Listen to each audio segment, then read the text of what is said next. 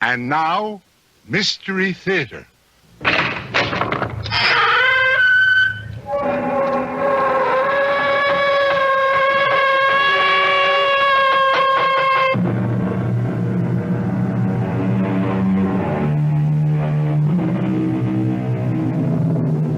Come in. Welcome. I'm E.G. Marshall. Once again, it's open house here on your dial for mystery and suspense and the excitement of the unknown. They say, whom the gods would destroy, they first make mad. Yes, they do say that. But these days, it would be quite possible to take the opposing view. One could also say, whom the gods would preserve, they first make mad. More and more, we find our world dominated by the senseless, the irrational, the incongruous, the incredible. And if this is the way things are truly headed, perhaps a touch of madness may be absolutely necessary for survival. I'm sorry I crashed in on you like this, sir. Oh, I hope you're not injured. No, I'm fine. Your plane? I'll examine it in the morning. Then you'll join us for dinner, won't you? Well, thank you. If you'd like to go to bed early, we have a room ready for your convenience. Well, you're very kind. We don't usually have much here in the way of entertainment. We're so far away from everything. But if you care to stay up tonight, you're very fortunate. Oh, really? Yes, you might enjoy it. Enjoy what? Tonight's entertainment. Oh, what is it? It might turn out to be a hanging.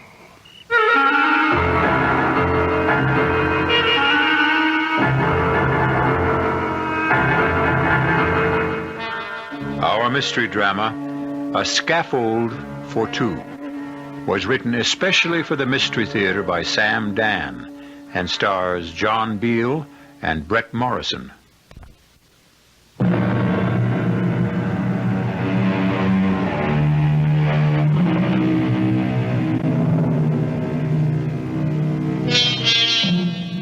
It is written, where men are innocent, laws are unnecessary. Where men are corrupt, laws are useless. It stands to reason, therefore, that laws are intended for that great mass of us who are in the middle, neither completely innocent nor entirely free of corruption. It's a subtle philosophical point. And there are times when Charles Farnsworth would enjoy discussing it over a drink and a roaring fire. However, this is not one of those times. For the last 2 hours, Charles Farnsworth has been fighting for his life. His tiny single-engine plane is being buffeted without mercy by a ferocious thunderstorm. His radio has gone dead. His instruments are useless. He has been blown off his course. He has no idea of where he can be. And the needle of his gas gauge is hovering at empty. And now, suddenly as it erupted, the storm subsides. There is brilliant moonlight. There are bright, twinkling stars. And just below him, he can make out a long, gently rolling meadow. He has no choice. He directs the faltering plane downward.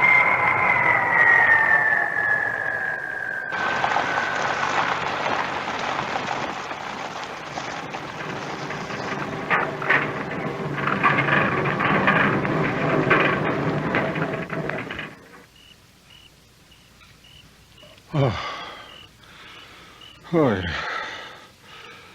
well, I guess I'm all right. Yeah, I guess everything's all right, but where am I?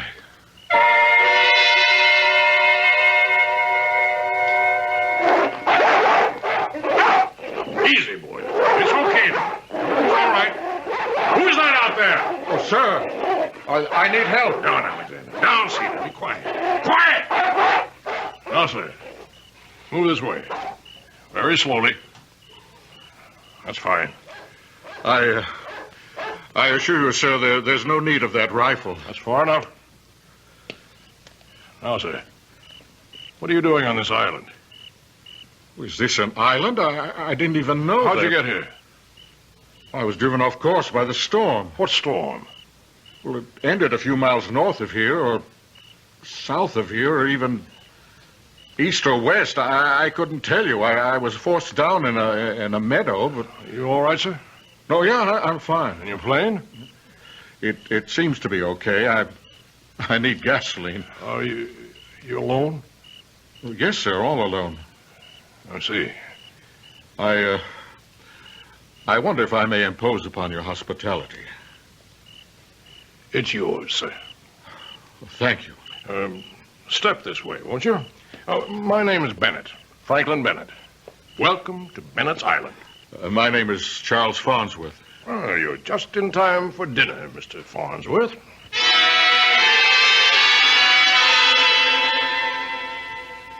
This is Mr. Farnsworth, who will spend the night with us.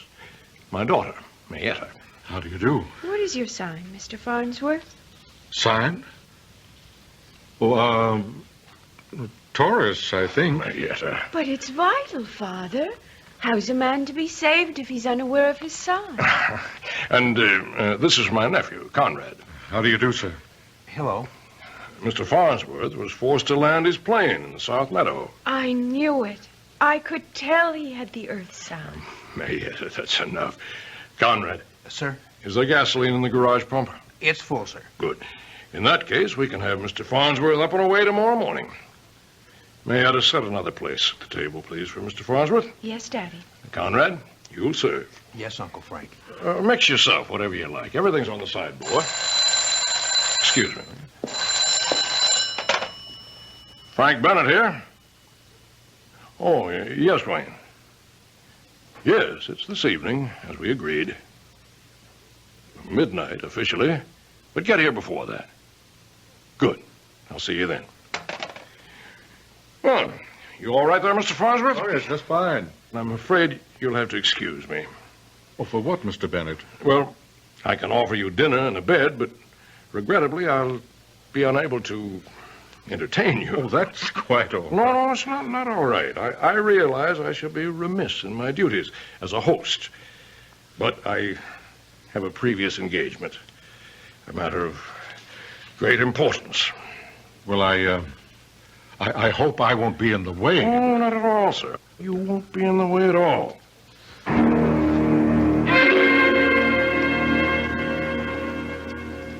Well, if everyone's had enough, Conrad, Marietta, clear the table. Charles Farnsworth. Where have I heard that name before? Well, I'm an attorney. Oh, yes, you're that Farnsworth. You're the lawyer that gets all those guilty people acquitted. Oh, that's impossible. Impossible. If a person is acquitted, it's proof that he's innocent. Oh, you know what I mean. No, I'm afraid I don't. Well, you usually get these people rabble-rousers, mostly. They go around, they commit murder. How do we know that? Because we know it. We just know it. It's a matter of pure common sense. Guilt or innocence is a matter of law. Most of these people you defend are against the law. Most of them are out to overthrow the government. And anyway, they're dirty. They're unkempt. Oh, I wouldn't say that. Well, I would. Mr. Bennett, I defend a great many people. Some of them happen to be associated with unpopular causes. And some of them, I admit, are personally quite unappealing. But what would you have? Everyone's entitled to counsel. I know. It's just that I hate to see people get away with murder. But they don't get away with it. If a judge and a jury acquits them, that means they didn't commit murder. That's what's wrong with the system. Well, you could also say that's what's right with the system. Well, I'm doing something wrong right now. I'm having an argument, a serious argument with a man who's a guest under my roof. I apologize. Oh, please, I don't feel in the least. I'm a deep believer in the law, Mr. Farnsworth. And to me, the most sacred of all laws is hospitality. When a man is your guest, in no way should he be made to feel uncomfortable or under a strain. Forgive me for what I said to you before. No, I felt in no way insulted. That's very kind of you. Conrad, may I enter? Come in here, please. Mr. Farnsworth, I'll have to excuse myself for the night. I hope you understand. Yes, of course. Conrad, my guests are beginning to arrive. Show them into the library, will you? Yes, sir. And Mayetta, conduct Mr. Farnsworth to the guest suite. Now, Mr. Farnsworth, you must excuse me. I hope to see you at breakfast in the morning. Good night, sir. Good night. You want some more coffee? Oh, no, thank you. When I asked you your sign, I didn't mean the signs they have in the zodiac, you know? I think so. There are the 4 basic signs, and they're earth, air, fire, water. Oh? Is this some new kind of science? Oh, no. It's an old kind of religion. I see. It's mine. I'm the head priestess. Are you? Yes. I'm maybe the only one. You see, I don't know anyone else who's a member. Oh. No. Most of the folks we have around here are Methodists. We also have some Congregationalists and some Catholics and some Jews. But I can't find anyone who's a member of EWAF. EWAF? Yes, the 4 elements. Earth, water, air, and fire. So far, all we've got is Conrad and me. Well, you can never tell. Maybe there will be more one day. Oh, it's very nice of you to say that. Most people just laugh at me. I'm sure they don't mean any harm. I don't mind. You're a very nice person. You're not at all like most of the people who come to see Daddy. Why do you say that? Because you're a perfect example of the balanced EWAF. I see now. You don't have any sign. You have all 4 of them. Oh, is that good? Oh, that's perfect. You're in heavenly balance. Your fire and water, your earth and air, they don't fight each other. They work together in harmony. Didn't anyone ever tell you that before? No, not that I can recall. Well, as I was saying, most of the folks who come to see Daddy are unbalanced. They're usually too much of one thing. Now, Daddy himself, he's too much fire. Poor cousin Conrad, he's mostly earth. Earth? Yes. You know, it's like he's just there. Well, Daddy said to show you to the guest suite. Yes, I believe so. Now? I suppose now's as good a time as any. Your father, as I understand, has other guests. Yes. If we weren't on the island, you could go to a movie in town. I think I'll just turn in. All right. Come with me. Well, this is quite a place you have here. Daddy built it for Mother. Daddy fought in France during the war, and that's where he met Mother. She was French, you know. And he built her this chateau. That's what they call them in France. I can see. It's lovely. This is your suite. I can only say it's magnificent. You'll find everything you need. You have your private bath through there, pajamas and a robe in the closet. Thank you very much, Mayetta. That's all right. I so rarely meet a person who's in full balance. Good night. Look, if you're not sleepy, you could come with me later and watch. That is, if you'll promise to be very quiet. Oh? What is there to watch? Well, I'm not supposed to see it either. I'm not even supposed to know about it. Know about what? Why, the hanging. The what? The hanging. You know, when they hang a person. We're going to have one here tonight.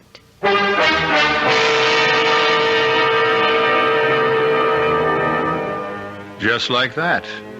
How would you like to blunder into this kind of lodging for the night? Charles Farnsworth looks at Mayetta. She's young, but not a child. It's true she babbles a bit and has several, offbeat ideas, but she seems sane enough. What's this about a hanging? Well, you'll just have to wait until I return shortly with Act Two.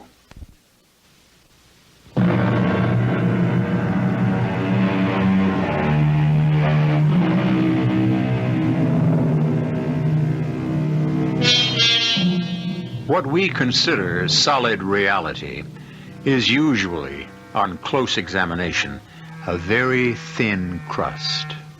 Civilization, rules, laws. We think these are the powerful defenses that protect our lives from anarchy.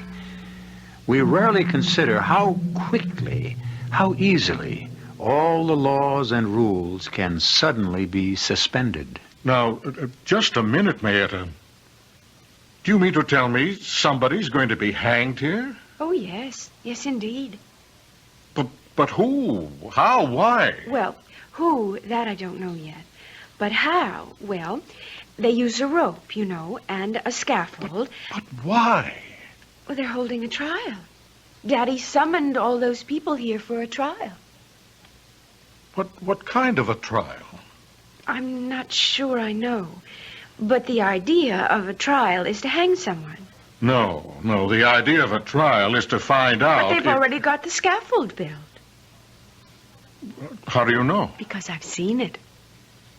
You've seen it? Yes. But how can they hold a trial? This isn't a court of law. That's Daddy's business. I would never question him about anything like that. Mayetta, do you realize what you're telling me?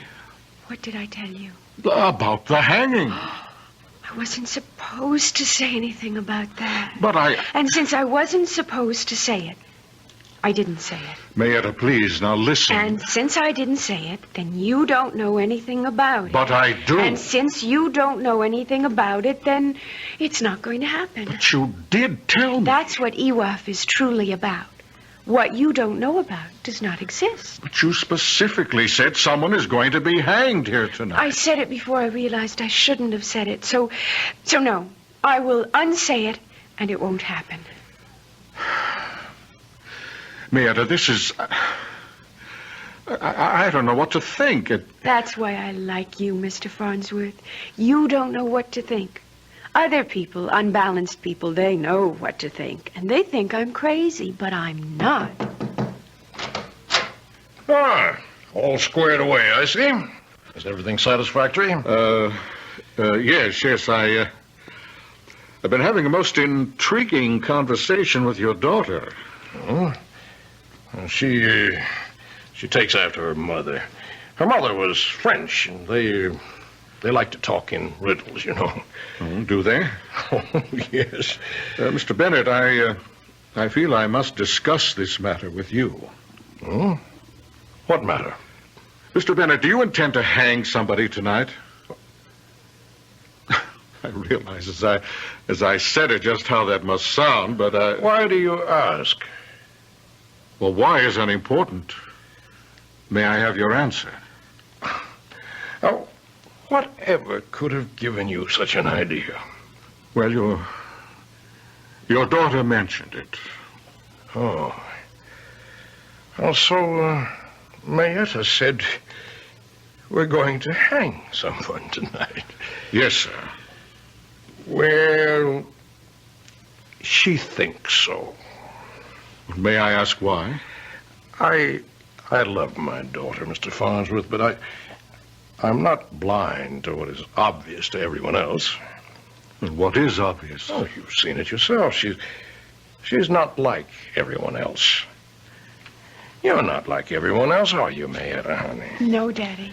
And you see things and hear things and believe things that other folks don't. Now, isn't that true, darling? Yes, Daddy. Yes. Now, you just run along to bed now. Yes, Daddy. Good night, Mr. Farnsworth. Good night. She has a problem, Mr. Farnsworth.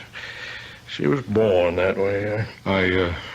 I'm sorry. And I realize I'm in a very embarrassing position. Well, let's say no more about it. Well, you're probably wondering now what this gathering is about. Well, we're having a reunion tonight. My old Army outfit. Each year, we become fewer and fewer. Well, I hope you have a good time. Oh, we will. Sir, you spoke of the law of hospitality. All the obligations are not centered on the host. The guest is also obliged to make things easy. Well, thank you. Well, I'll see you in the morning. Sleep well. Good night. Good night.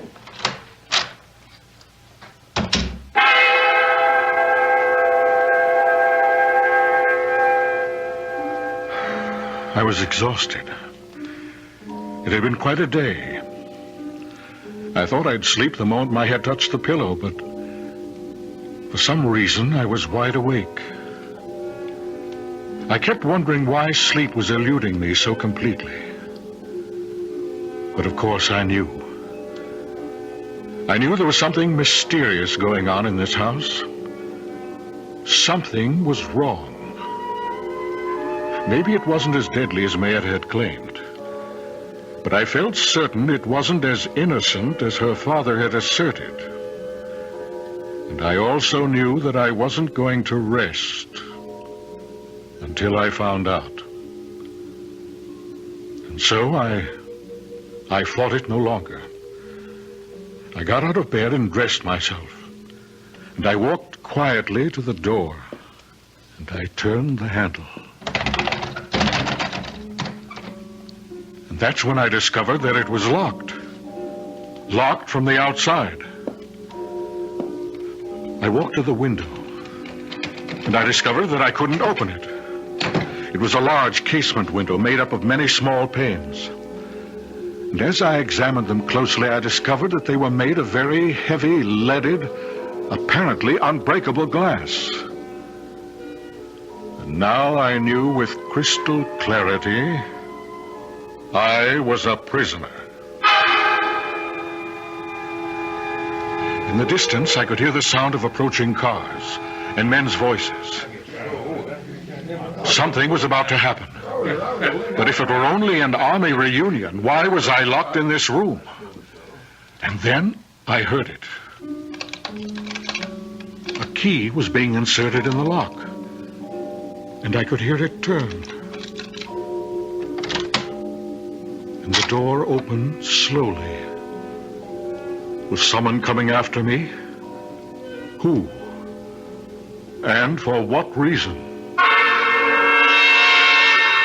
Mr. Farnsworth, Mayetta? you just have to help.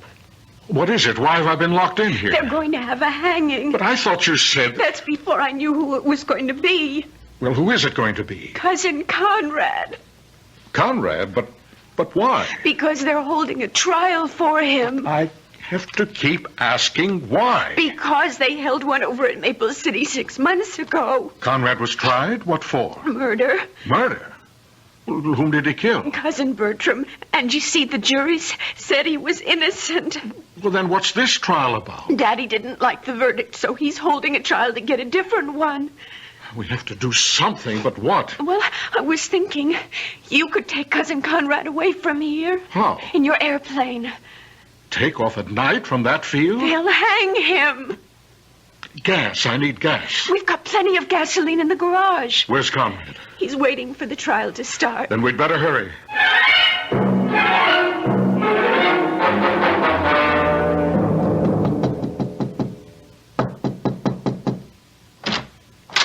Conrad? Does Uncle Frank want me to come to the library now? He said he'd send for me. No, it's me and Mr. Farnsworth. Conrad, what's supposed to be happening here tonight? I'm to be tried for murder. But I understand you've already stood trial in a court of law. Yes, sir, but Uncle Frank doesn't think it was a fair trial. Well, you were acquitted. I know, sir, but... Well, he doesn't think the people of the state got a fair trial. But There's something to what he says. What are you saying, Conrad? Well, sir, I had a very smart lawyer. But the lawyer for the state, he really wasn't much good. Well, Are you innocent? Well, Well, are you or aren't you? Did you kill him or didn't you? I wanted to kill him. And that's the worst kind of imbalance, but, well, that's really the worst kind of all. That's right, because that's when all of your signs are just completely out of control. No, but there's a difference between wanting to kill and killing. Is there? I wanted him dead. I wished him dead, and he died. All right. Why did you wish him dead? Well, sir, because Uncle Frank wanted him to marry Cousin Mayetta. Oh, and you were jealous? Oh, no, jealousy. That's not it. That's against our religion. Well, what were you? Sir, I knew he would be mean to her. Just tell me this. How did Cousin Bertram die? Poison. He was poisoned. And if I may maintain my sanity, I would assume that you were accused of the crime. Now, is that it? Yes. How was he poisoned? Well, someone put poison into his iced tea. You see, we were all sitting around drinking iced tea. Who is all? Let's see, me, Mayetta, Cousin Bertram, and Uncle Frank. We'd better hurry. They'll be looking for Cousin Conrad soon. I'll go see if the coast is clear. Well, you see, sir, Cousin Bertram was sipping on his drink. And suddenly he fell forward dead. And they accused you of putting the poison in the drink. Well, did you? Probably. Please, Conrad, I have to know Well, you if... see, sir, I did direct poisoned thoughts against him. But you can't kill a man with poisoned thoughts. Now, that's not true. You and me, what are we? We better get out of here. I'll take my punishment. But Cousin Mayetta, well, she says she doesn't like the way people look after they've been hanged, sir. They're still in the library. Come. No, wait. Just 1 minute. What is it, Mr. Farnsworth? Look, you realized what you two have said to me about a hanging. It's unbelievable. But that doesn't mean that it isn't true, sir. Do you want proof? Well, it would help. We're headed that way anyhow. It's just in back of the garage. What is? Proof.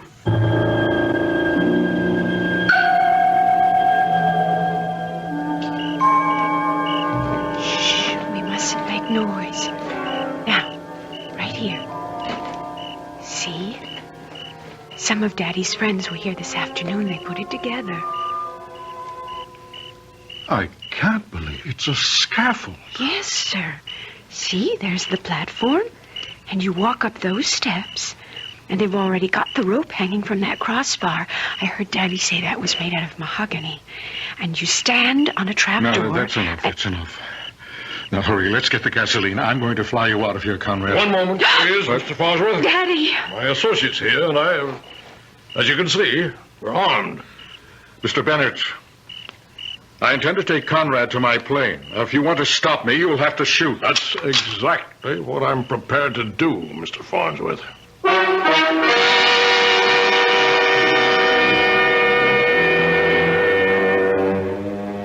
Well, something has got to give. We already know enough about both men to realize that each is a person to be taken seriously.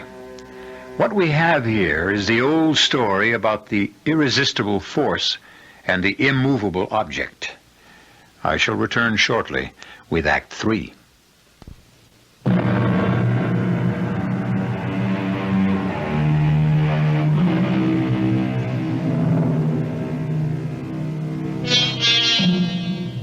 Right now, on remote Bennett's Island, we are having what can be considered a confrontation. On one side, we have 12 men with guns. On the other, we have 2 men and a young lady who are completely unarmed.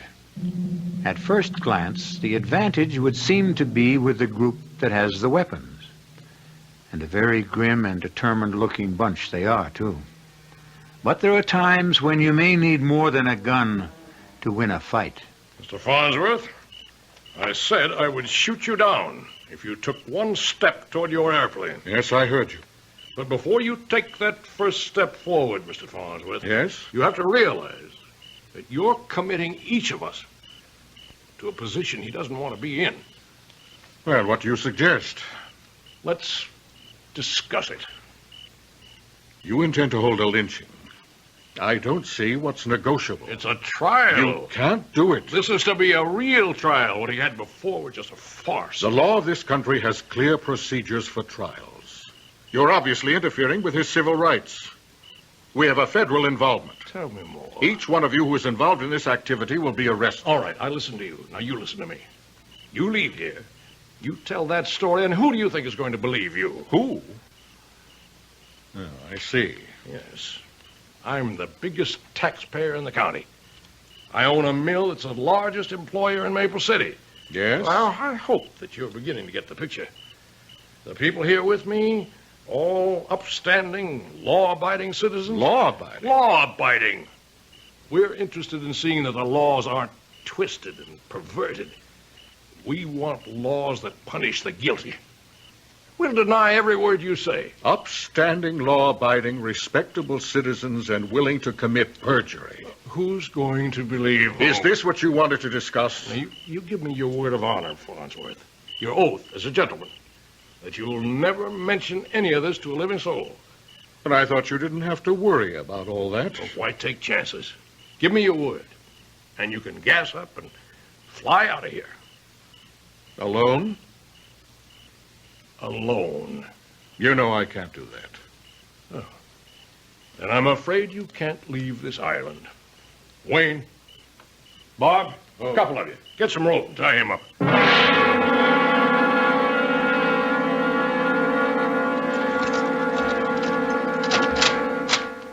Mr. Farnsworth. Well? I want you to understand my position. Yes, I understand it. I just don't agree with it. Well, it's a little complicated. This whole business has become more complicated than I guess most of us bargained for. What business? The redressers of injustice. The redressers of injustice? That's the name of our organization. We felt, a group of us felt, that there were people who were getting away with murder, and so we decided... You decided to take the law into your own hands? Yes. Where it would be safe. Where it would be honored. Mr. Bennett, we really have nothing to discuss. No, just a minute. Tell me why you want to lynch your nephew, Conrad. I said you didn't understand, and obviously you don't. I love that boy. Huh. And you have a remarkable way of showing it. Listen, we formed this organization, as I said. And this is the second time we've met. Oh. So that scaffold has been used before. Yes, it has. You remember reading about a man who murdered a farmer and his wife and their 4 children? Just murdered them for no reason. You remember that, don't you? Yes, I think so. Well, everybody knew he did it. He was seen there. He even bragged about it later on. And he was tried. And he was freed, finally. And you know why? No. Because of some legal mumbo-jumbo. Come, Mr. Bennett, I'm sure you can do better than that. It all had to do with the fact that he wasn't arrested properly. That his confession hadn't been obtained properly. Nonsense like that. Well, it's hardly nonsense. He killed 6 people in cold blood. And a court of law said, go free. And therefore you took the law into your own hands. Yes, we did. And before you say another word, let me ask you if you remember that man's name. No. It was Wayne. George Wayne. And his cousin, Gordon Wayne, is a member of this committee. That should prove something. Well, it proves that some of the greatest crimes can be committed in the name of sincerity. Mr. Farnsworth, I need your help. My help? Yes. Let me tell you the situation here. You see, we started something that looked very good in the beginning, you know. Yes, I know. But now, some of the gentlemen, well, I guess it's like everything else. People lose interest or change their minds, and then there's you. Me? Yes, well, what to do about you? Unless we kill you. And there's not an awful lot of stomach for that. We're not just murderers, you know. Well, you do have a good opinion of yourselves. We're law-abiding citizens, and we want to protect... Yes, I know. You said it so often. You actually believe it. Now, the reason we're trying my nephew, Conrad... Yes? Well, I admit that there was no love lost between Conrad and Bertram. And Conrad could have done it. Actually, he had the motive. They were both in love with my daughter, Mayetta. And Conrad was going to lose out. You're sure of this? She seems quite fond of him. Well, I had decided in Bertram's favor, and that was the end of that. Oh, why had you favored Bertram? You mean it's not obvious? How could Conrad take care of her? He's I may just as well say it. He's as crazy as she is.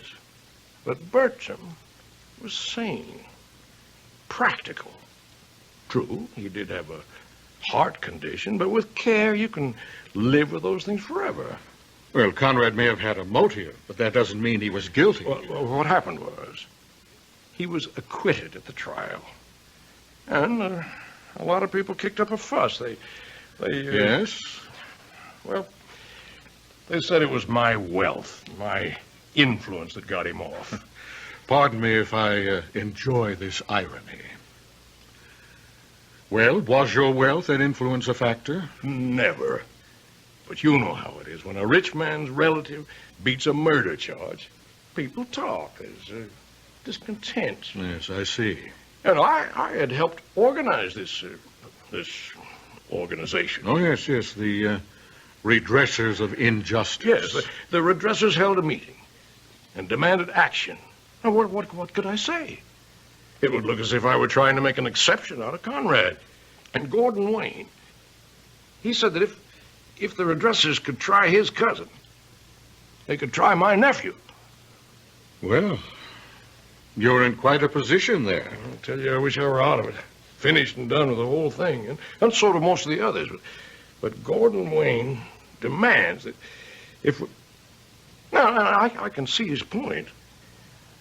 And so you'll sacrifice Conrad? Oh, no. He's going to get a fair trial. Why do you say that? Because you're going to represent him. But I can't. I can't legitimize a lynching session. Please, Mr. Farnsworth, don't give me all that law. Just find us a way out. No, I don't see why Conrad should have a lawyer. Just a minute, Wayne. Just a minute. Now, you wait a minute. I thought the reason this committee was to get together was to get away from lawyers and their shenanigans. A man's entitled to counsel. I object to that. All right, we'll put it to a vote. All in favor of Conrad's having counsel, raise your hands. All opposed? The vote's 9-3 in favor, counting mine. All right, why don't we proceed? Who wants to speak against Conrad? What's to speak about? Now, we know Conrad hated Bertram. Did you, Conrad? It was my one weakness, sir. Now, the idea of losing Mayetta drove him wild. Didn't it, Conrad? Yes? Okay, now, Conrad, did you or did you not poison Bertram's drink? I did, sir. Well, then, why isn't that the whole ball of wax? Just a moment. Here comes the lawyers to steal it now. What do you mean by poison? I poisoned him. Do you mean you poisoned him with a drug or a chemical of some sort? I understand a heavy dose of poison was found in his system. Did you administer it? Yes, sir. How? Does that matter? For crying out loud, the man admits he did it. How, Conrad? Well, my poison thoughts toward him, sir. It turned into actual poison. Did you at any time place into his glass a pill, a powder, a liquid, a substance of any sort? Did you? No. I didn't do that. How did the poison get into Bertram's glass? Conrad, put it there. How? When? Where? Now, where did the iced tea come from? The kitchen. Bertram said, I'd like some iced tea. We were all sitting out on the patio. Yes, and I said, I'll tell the cook to make some. And Bertram said, nobody makes better iced tea than I do. And he went inside. And a couple of minutes later, he called for Mayetta to come in and help him serve. We heard all this at the trial. But it is important, Mr. Wayne. So Mayetta went inside and came back carrying the tray. She set it down, And Bertram set a glass in front of everyone's place. And then what happened? Well, there was a sound of an explosion from the rear of the house. We ran back to see what it was. Who ran back? All of us. In any particular order? I remember. Uncle Frank first. Yes, and then Conrad, and then Bertram and Mayer. And what was the explosion? The cook's little boy, he'd found a firecracker left over from the 4th of July. I see. And then what did everybody do? Well, we all went back to the patio. And everyone picked up his glass and started to drink. And then, in a few minutes, Bertram just keeled over.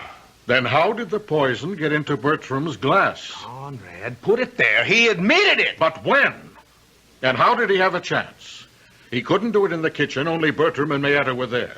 He couldn't have done it on the patio because someone would have seen him. He did it when they went out to investigate the noise. How? He was second man out. Bertram and Mayetta were still on the patio. When they came back. Did you all come back together? Yes, we did. But this is the same kind of hocus pocus the lawyer pulled at the trial. Now, Conrad admitted it. He can admit anything he pleases. It doesn't work unless and until we can show he put the poison in the glass. The thing was put into the drink after the glasses were set out. No, it wasn't. Mayetta, what are you saying? Yes, Mayetta? Well, you all should have asked me. Nobody ever asked me before. As I came into the kitchen, I saw Cousin Bertram place a pill into one of the glasses. A pill? Well, he always took pills for his heart. I didn't think anything of it. But then we set the glasses down. I saw him put the one with the pill in it in front of Cousin Conrad. Uh-oh, I thought. He made a mistake. So I just put the glass with the pill in it back in front of his chair. You changed the glasses? Oh, yes. I was going to call it to his attention, but everybody started to run to the back of the house, so I just changed them myself. But, Mayetta, that was not a pill. That was the poison that killed him. Oh, no. No, Conrad is right. The poison that killed him was Conrad's mean and unbalanced thoughts. But Conrad has atoned. He's balanced now. Mayetta, why would Bertram want to kill Conrad? Oh, Bertram. Bertram was unbalanced. Everyone knew that. He was so angry because I told him I could never marry him as long as Conrad was alive. What? We love each other so much. Gentlemen, the defense rests.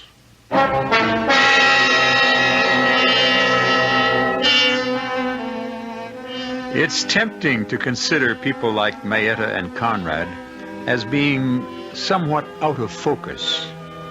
But how clear, how sharp are your motivations and mine? I may tell you that the redressers of injustice have been disbanded. That is, I think they have been. The weirdest of urges and desires and motivations can still make any number of people go bump in the night. Be sure of nothing, except that I shall be back in a few moments.